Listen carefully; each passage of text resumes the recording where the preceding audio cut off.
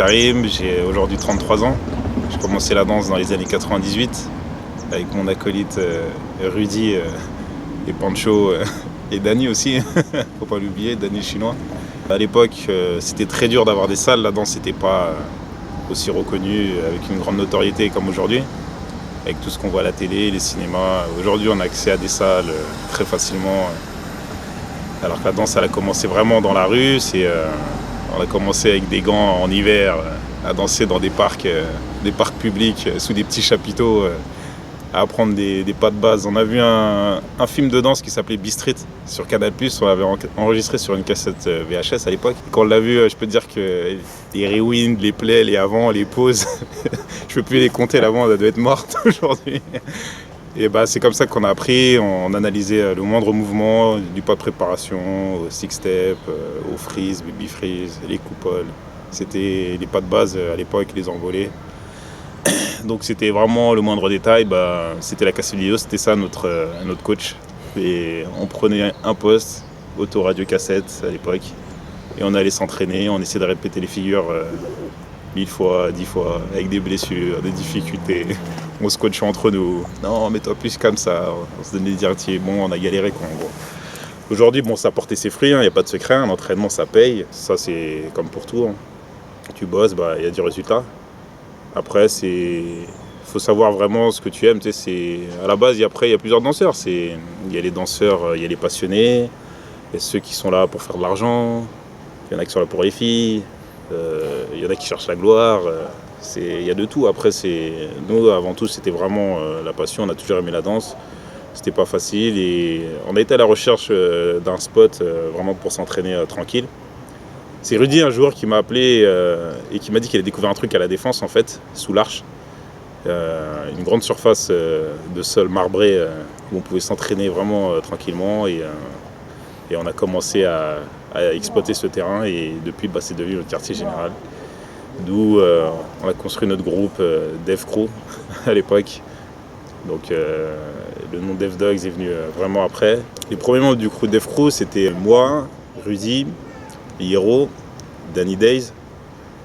Après on a connu Gassama, Willy Boy, Mazen. C'était toute une époque avec des Raji aussi. Après il y a eu Fredo, Lionel qu'on a connu à la Coupole.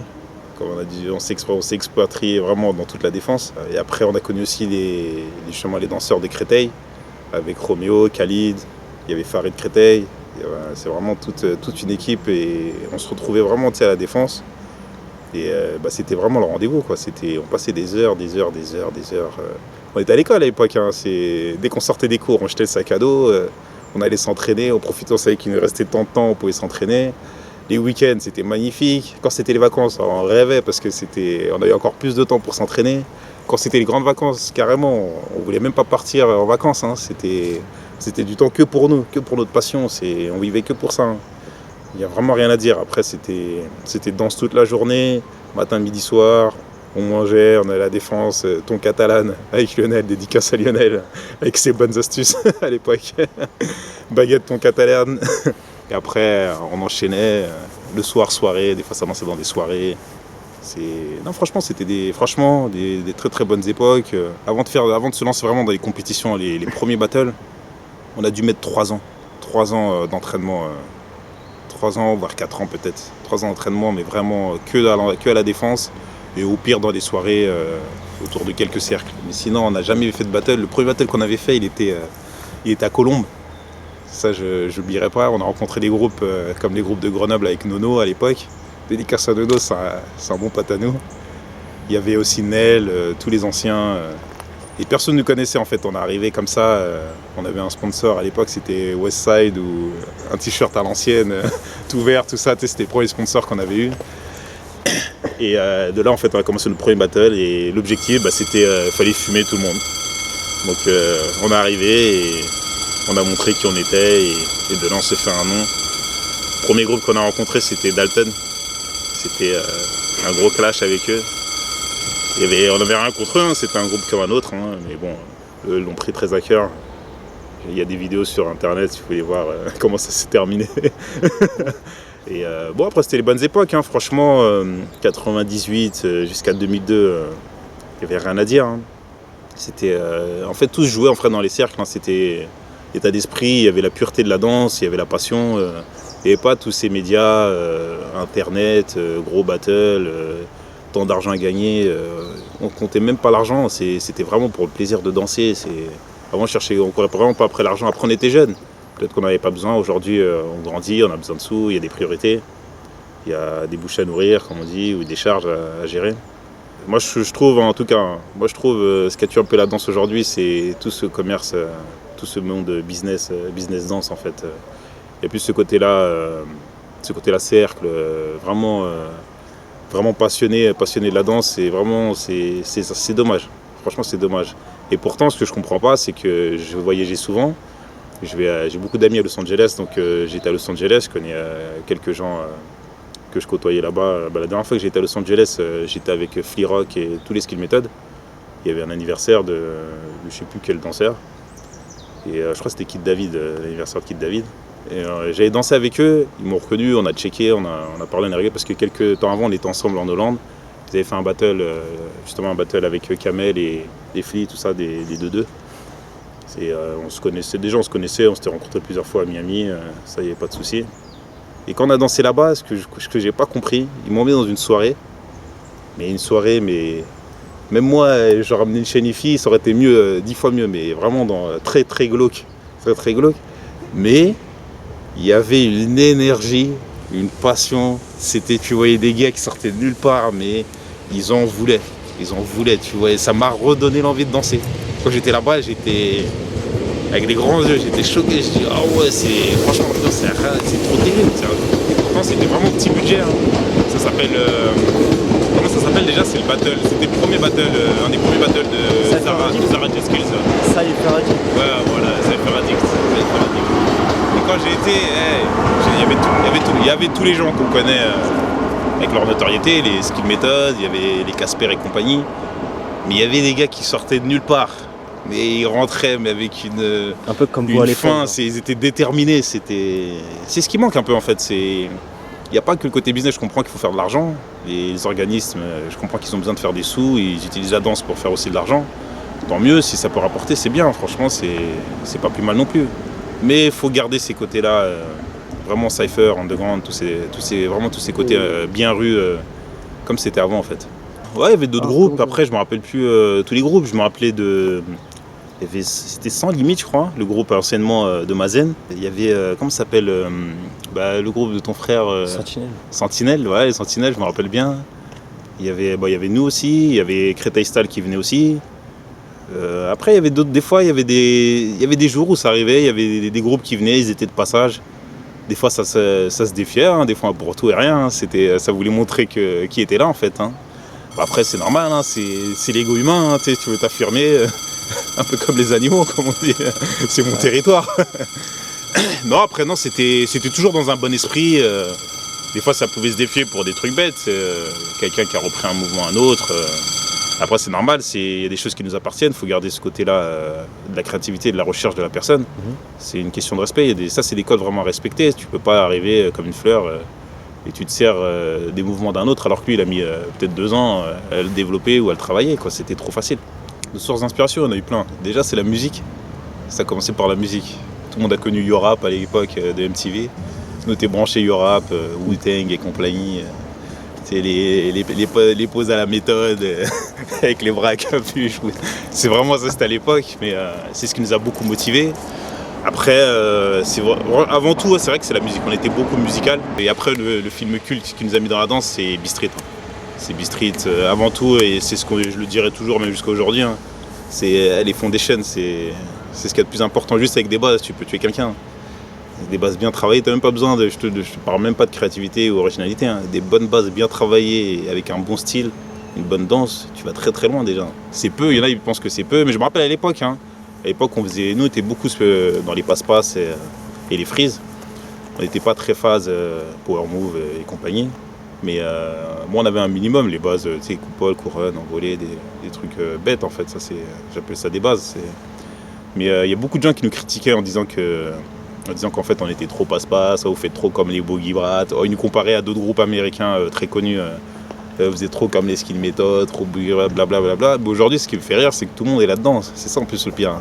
C'est qu'ils sont revenus à la source. Tu peux pas commencer quelque chose, c'est comme une maison, il y a des fondations. Une fondation, tu peux pas commencer à faire le toit alors que tu n'as pas fait les fondations avant.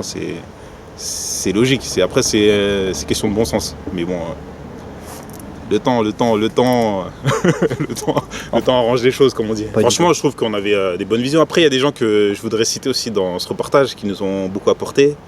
C'est Mohamed Ali et Cousin, on l'appelle Cousin. C'était des gens qui voyageaient beaucoup, ils avaient les moyens, ils voyageaient beaucoup à l'étranger. Et ils venaient nous rapporter en fait ce qui se faisait, ce qui marchait bien, c'est à l'étranger en fait, surtout aux États-Unis, comme ils allaient souvent dans les gros battles aux États-Unis, comme tous les freestyle sessions et compagnie. C'était très reconnu à l'époque. Et de là, ils nous apportaient les sources un peu. Ils nous disaient ça marche bien, ça. Essayez de travailler des trucs comme ça. Eux là-bas, ils font ça. Il y a un petit, il avait tel âge, il explosait. Ils sont très créatifs, ils sont très originaux. Les Américains, j'avoue, leur point fort, les Américains, c'est l'originalité. Ils ont toujours été originaux et ils sont très conservateurs dans ce qu'ils font en fait, dans ce qu'ils créent. On était avec eux à regarder nous c'était cassette vidéo VHS à l'époque. Hein. Aujourd'hui c'est clé USB, c'est disque dur externe, c'est iPhone et compagnie. Et pas Internet, on n'avait pas accès à Internet comme ça avant l'époque. Donc ça gardait son côté au fait, ça conservait son côté en fait très rustique de la danse. Ce qui est bien, Châtelet, il y avait ce côté-là où c'est vrai c'était très spectaculaire quand les gens ils passaient, ils voyaient les danseurs à Châtelet, tout le monde était impressionné. Et à l'époque Châtelet c'était Family je crois qui était là-bas. À l'époque, c'était The Family avec Salah et il y avait Nel, il y avait plein de gens. J'ai oublié même quelques noms. Armand, voilà, tous les actuels. Ouais, voilà, exactement. Armand qu'on connaît tous sous le registre de Caris. Voilà. On se rappelle de lui, c'était la bonne connexion avec Nel, c'était les bons gars, franchement, il n'y a rien à dire. Et Châtelet, ouais, c'était vraiment les anciens. On va le définir comme ça. Châtelet, c'était les anciens. Ceux qui avaient déjà le métier, Ibrahim Dembélé, tous ces gens-là, Tooms, tout ça là. C'était vraiment les anciens, ceux ils étaient là depuis déjà un certain nombre d'années, ils maîtrisaient déjà la danse depuis un certain nombre d'années. Et nous, la défense, c'était un peu la jeunesse en fait, c'était la relève, on va dire, la relève. Nous, on arrivait avec un autre esprit et un autre style en fait, très différent. Mais franchement, on s'est rencontrés plusieurs fois avec les anciens. Et non, franchement, rien à dire. C'était une bonne époque quand même. Franchement, Châtelet, la défense, c'était différent. Châtelet, c'était vraiment, ça faisait un peu spectacle. Je le voyais plus comme ça. C'était les gens, ils passaient. En fait, c'est comme si tu faisais un show sans vraiment faire un show, en fait. Et la défense, c'était vraiment entraînement. C'était training. Tu voyais que ça bossait, quoi. Ça bossait. Ça travaillait les détails, la performance. Ça allait vraiment loin. C'était très subtil. Maintenant, après, c'était deux esprits différents. La défense, il y avait beaucoup moins de passages. À Châtelet, il y a beaucoup de passages, c'est très connu. Châtelet, la place carrée, tout ça. On connaît tous. Hein. Je me rappelais de Rajdi à l'époque. Oh là là. Lui, il est bon pour le spectacle, il n'y a rien à dire. Hein. Je me rappelle de Rajdi Karim Barouche. Et dédicace à Actuelle Force. J'avoue, Actuelle Force, ça, c'était une bonne source aussi pour nous. Je ne regrette pas, c'était des bonnes époques. C'était des très très bonnes époques de la danse. Et ça faisait partie de notre vie, notre jeunesse. Ça l'est toujours aujourd'hui, ça nous suit. Maintenant, ça manque. C'est vrai que des fois ça manque. Mais après, voilà, on grandit, hein. On avance, on passe à autre chose. C'est pas pour autant qu'on oublie d'où on vient. Mais c'est la source, faut pas oublier la source. Plus la défense. La défense, c'était anthologique. On a grandi là-bas, nous. C'est pour ça aussi, peut-être. C'est pour ça, on était rattachés à la défense. Déjà qu'on venait du 92, donc on prenait juste un bus, il nous déposait direct à la Défense, le 178 à l'époque, où on a fait un reportage avec Arte en 2002. Vous devez voir sûrement, vous avez dû voir les quelques images où justement les journalistes, les caméramans nous suivaient en fait jusqu'à la Défense, faire tous nos trajets pour s'entraîner là-bas. Non, après, Châtelet, c'était bien, mais Châtelet, on y allait... Maintenant, quand on allait à Châtelet, je sais qu'au bout d'un moment, quand on allait à Châtelet, c'était pour faire des défis ou faire des petits règlements de compte, comme on dit, s'affirmer avec la danse. Des fois, il y avait des petits spectacles comme Benji Junior, un gros spectacle des One One. Benji, quand il venait, c'était... toute la foule était là, Monsieur Shawat. La 200, Yuval, il connaît. Hein. Mais non, franchement, c'était des bonnes époques. Il n'y a rien à dire. Franchement, la danse, je ne regrette pas d'avoir connu la danse. Et même, ça m'a apporté beaucoup de choses dans la vie de tous les jours. Hein. C'est un gros travail sur soi. Il y a des mots d'ordre à pas oublier. Rien n'est impossible. Si lui y arrive, pourquoi moi j'y arriverai pas? Tout le monde peut y arriver. Après, c'est de l'entraînement. C'est de l'envie, c'est de l'entraînement. Et après, il y a des buts. Il faut savoir ce que tu veux. Et tu peux l'appliquer partout dans la vie de tous les jours, en fait. Hein. C'est pour un travail, pour des projets. Ça t'aide beaucoup. Ça te forge un caractère, en fait. Au début, je vais pas vous mentir, au début, quand j'ai dansé, moi, j'étais timide. Hein. J'étais grave timide. Hein. Ça se voit pas comme ça, qu'on me voit, mais j'étais grave timide. Mais la danse, ça m'a appris vraiment à sortir au-delà de cette timidité. Et ça m'a construit vraiment un caractère. Et ça m'a appris à m'affirmer, à avoir des buts quand tu as des buts et des projets. J'ai appris comment faire face à plein de difficultés, avancer. Et ce qui est bien, c'est vraiment ça que je retiens de la danse. C'est que ça m'a appris beaucoup de choses pour la vie de tous les jours, en fait. Tu apprends à te battre, à être perfectionniste. Parce qu'on était très perfectionnistes, nous, au niveau de la danse, les passe-passe, tout ça. C'était très subtil sur tous les détails. Et je sais qu'à l'époque de la défense, quand on s'entraînait, je sais que la défense était divisée en deux. Il y avait la coupole et la défense. La défense, on va dire, sous l'arche, le foyer de l'arche, en fait, c'était vraiment Dave Crew qui était là. Et je me rappelle qu'à la coupole, c'était Lionel et Fredo qui étaient les patrons de la coupole. Ensuite, on s'est rencontrés. Bizarrement, on s'est rencontrés, la transition s'est faite dû justement à un problème d'accès au foyer de l'Arche avec le plan Vigie Pirate. Et c'est là qu'on n'a pas eu le choix de trouver un autre endroit pour s'entraîner et on ne pouvait pas rester sans danser. Donc on a commencé à s'aventurer et on a connu justement la coupole. C'est là qu'on a vu ce coin à la coupole. Il y avait d'autres danseurs. Un fameux danseur qui était toujours sur la tête en train de tourner. Je savais de qui je parle, hein. Monsieur Lionel. Il était là, et toujours avec son petit survêt Adidas noir, là.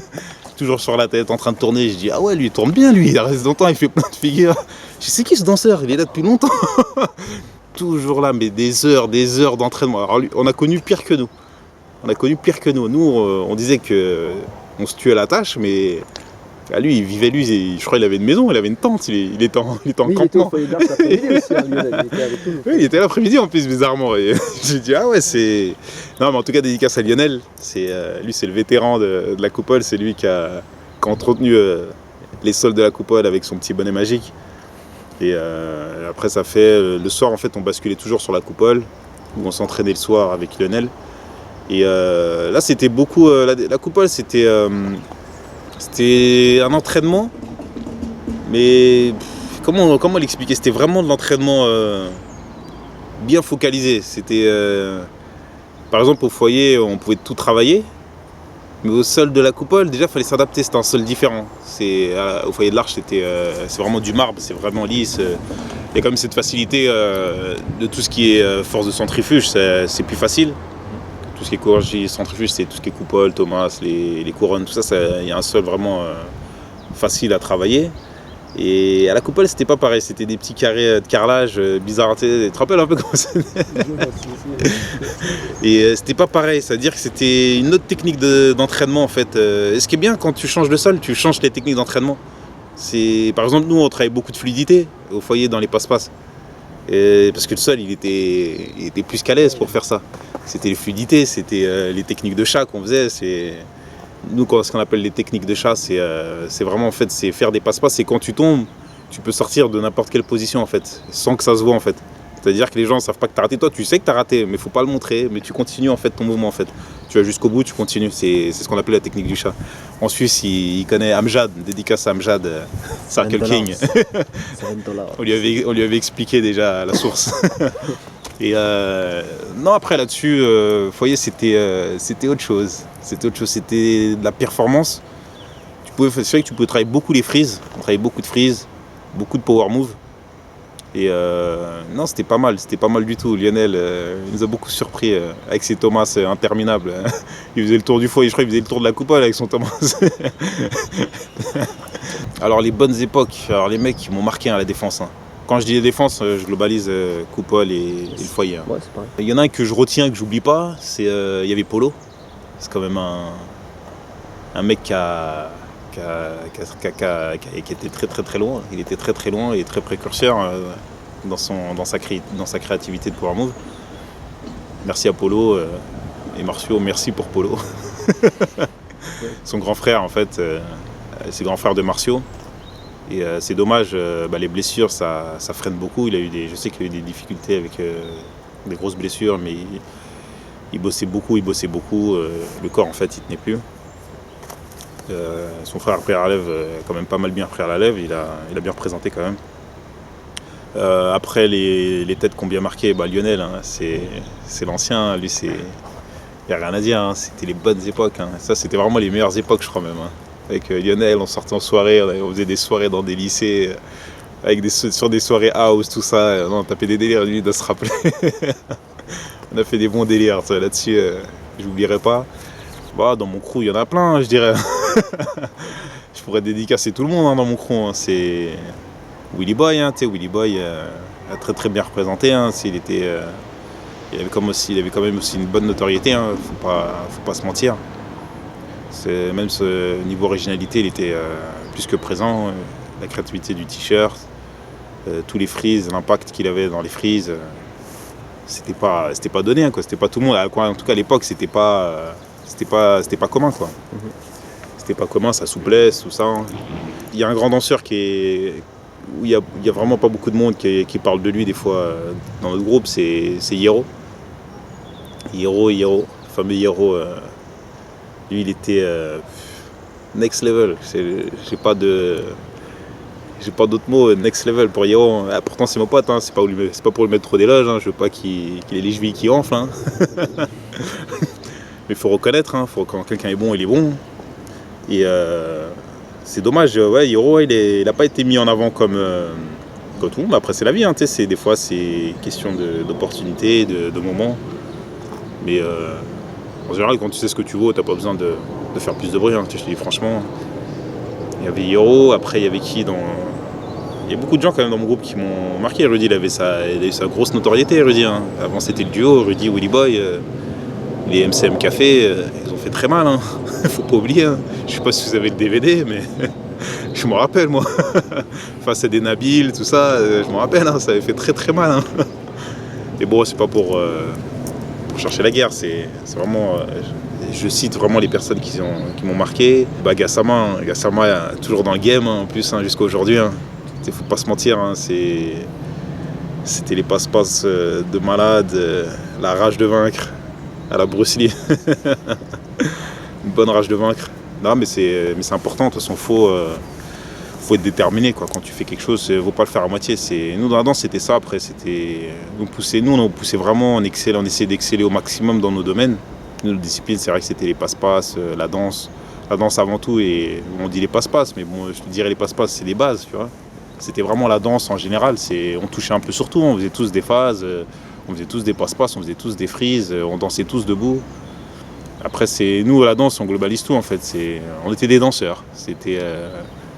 On n'était pas là comme des gymnastiques à sauter sur un bras. C'est pas ce qui nous attirait en fait. C'était vraiment la danse avant tout parce qu'on a toujours aimé la musique avant. Après, il fallait vraiment concilier les deux, quoi. T'aimes la musique, tu veux danser, tu danses sur la musique, quoi. À la base, c'est de la danse, il y a beaucoup de gens qui l'oublient, hein. C'est de la danse. Après, il faut être original dans la danse. Il faut que ce soit assez naturel quand tu danses. Il ne faut pas que ce soit trop récitation. On voit que tu récites, c'est par cœur, 1, 2, 3, 4, 1, 2, 3, 4. C'est pour ça qu'on avait toujours ce côté-là où on travaillait beaucoup les freestyles. Et c'était dans les cercles où ça se travaillait beaucoup, en fait. D'où les soirées qu'on a fait, les fameuses soirées, où on dansait souvent dans les soirées, et on se lâchait, quoi. On dansait, des fois on faisait des trucs, on s'en rappelle même plus, hein. Je dis, franchement. Et pourtant c'était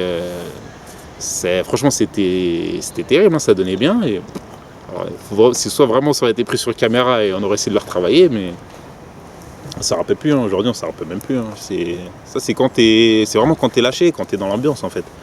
Quand tu es dans l'ambiance, c'est lâché, ça vient tout seul en fait. Ton esprit se lâche, ton corps il se lâche. Tu as un certain niveau de base. Après, c'est vrai qu'il faut un certain niveau de base pour pouvoir te lâcher correctement.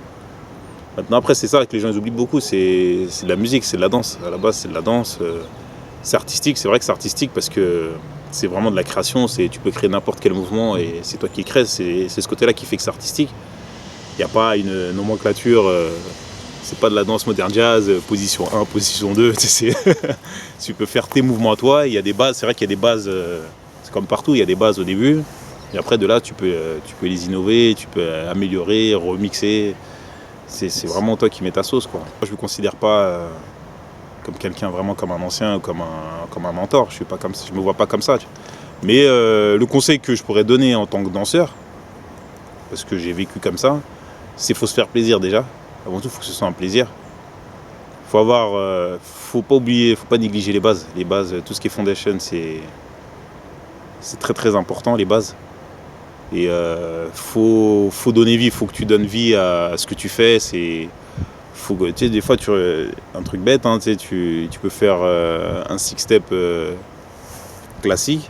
Je te ramène quelqu'un, il peut te faire un six-step, s'il va te dégager un truc, on dirait t'as fait comme si tu avais fait d'Ivry, tu vois, c'est l'énergie, l'envie, c'est ce que tu donnes dans tes mouvements, il faut leur donner vie. Chaque mouvement, il faut leur donner vie, il faut que ça vive, c'est de la danse, il faut que ça vive, faut pas que ce soit de l'exécution, faut pas que ce soit exécutif en fait, faut que ça vive et après, faut rester original, La créativité, c'est très important, parce que c'est ta signature en fait. Il y a beaucoup de gens, des fois je vois dans des vidéos, dans des battles, je sais pas qui c'est, mais quand ils dansent, je reconnais tout de suite le danseur. Des fois je connais même pas le nom, je dis ah ouais mais lui je le connais, il suffit juste qu'il danse. Hein. Ah ouais lui c'est lui, tac tac tac, je reconnais c'est ça, c'est une signature en fait, on a tous une signature. Parce que regarde, j'ai mon corps, toi t'as ton corps, on peut faire le même mouvement, ça donnera pas pareil. On a tous, peut-être tu vas avoir encore plus souple, moi je vais être encore plus raide, et la façon dont on va le faire, ça va pas donner le même mouvement, mais ça va faire un truc.